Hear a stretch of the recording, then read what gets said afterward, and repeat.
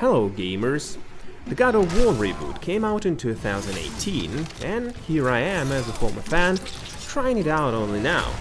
Why former? Because I don't even know what God of War is anymore. Opinions on the internet were a little conflicting. So let's find out what the new God of War is, 7 or whatever how many years later. Growing up, it was one of my favorite games alongside the Prince of Persia. I had my PS2, lots of free time, and the absence of social skills. I knew those games front to back. Blood, gore, tits, lots of screaming. It was the best thing for a kid those days. Getting in now, I knew it's a different game. But Kratos not being able to chop off a tree in one hit and being angry about it? Huh? The premise is pretty clear.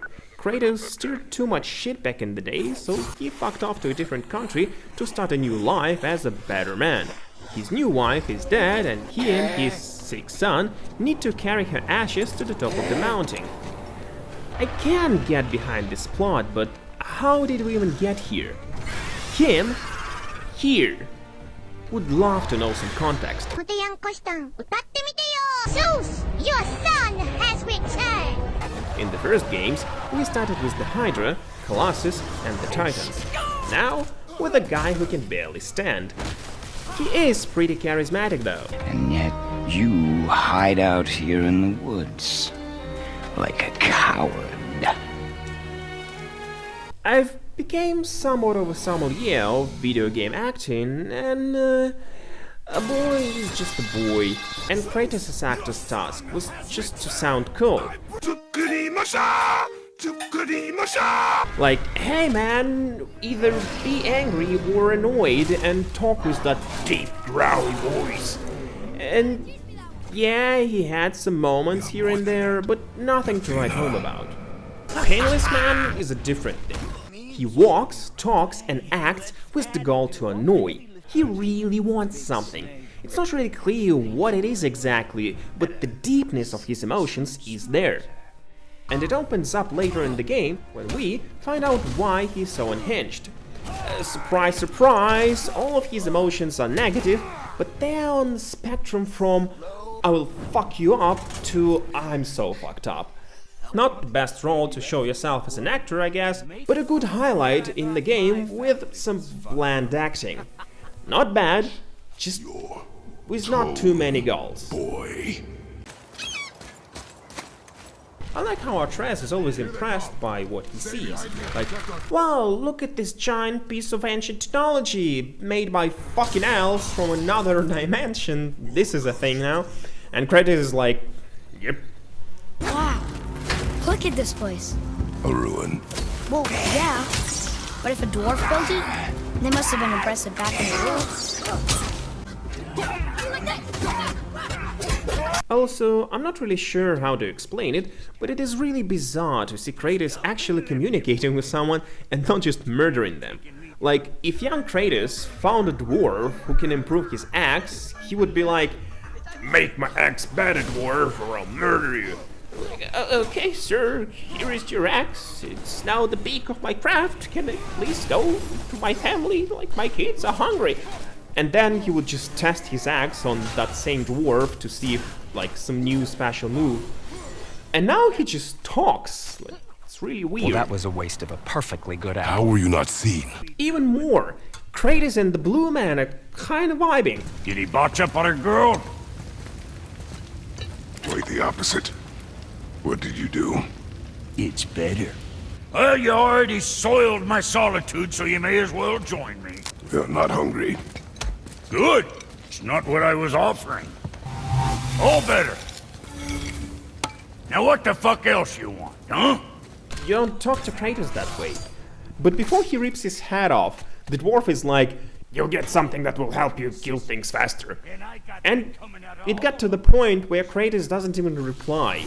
He's slightly annoyed, but he knows the dwarf's right, so he goes and does whatever is needed. 20 years ago, that would not be possible. Hey now, don't go forgetting your entry stone.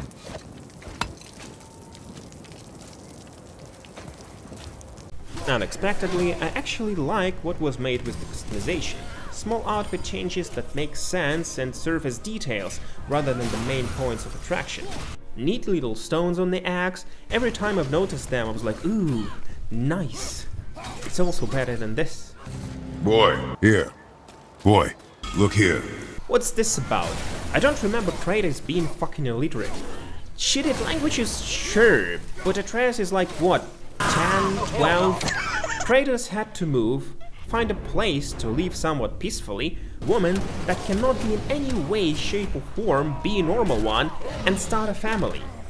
What I mean is, the man had about like 15 years to figure out at least some basic runes, but he was like, nah, I'll just fucking kill people maybe. Jump! Really? Come!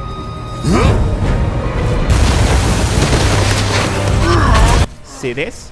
That's how healthy father-son activities look like. I don't mean the whole game, Atreus' childhood is little fucked. I mean this particular moment. It's dangerous, it's fun, and you'll have a scar to remember. I myself have a broken fang because of me fighting my father when I was around 13. It wasn't a real fight, we were just fooling around, but it was at a certain degree of being real. If you're a man and you ever have a son, do this. This next part is not about exploring the game, but me being a fanboy. Kratos gets his blades back! Ooh, let's go, to get his blades, they're back, look at him being cool again. My man went from this, to this, and then back home, fuck yeah. But he's kinda sad about it now. This story, Kratos is on a mission, and every kill was him actually defending himself, more or less. And this is the first time him actually murdering someone in cold blood this arc. Again, breaking the blueprint. Anyway, I'm not here for character analysis. There is a question from the title to be answered. I like this game, it's good, but it feels so Ubisofty.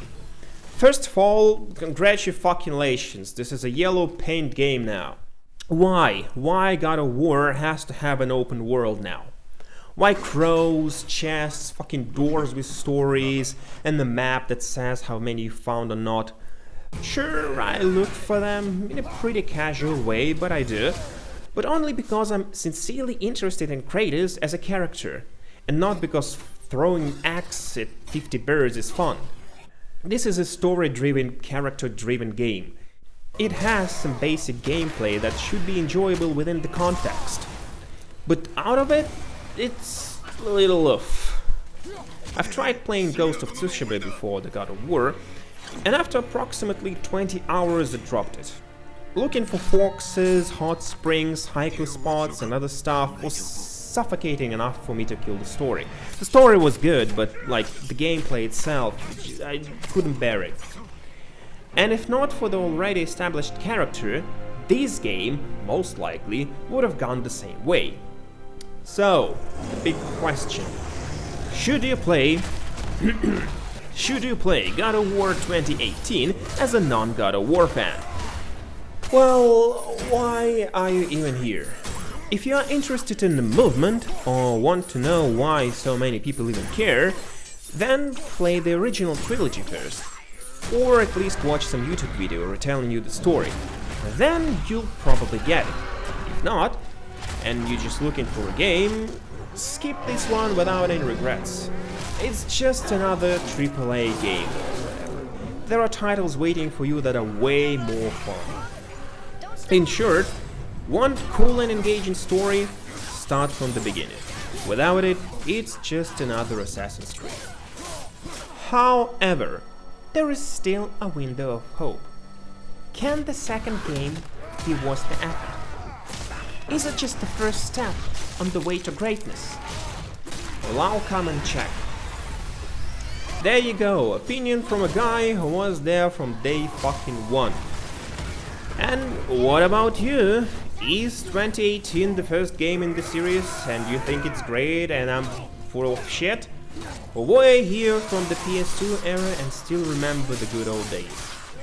Let me know while I'm trying to find some time to play Ragnarok. Goodbye, gamers.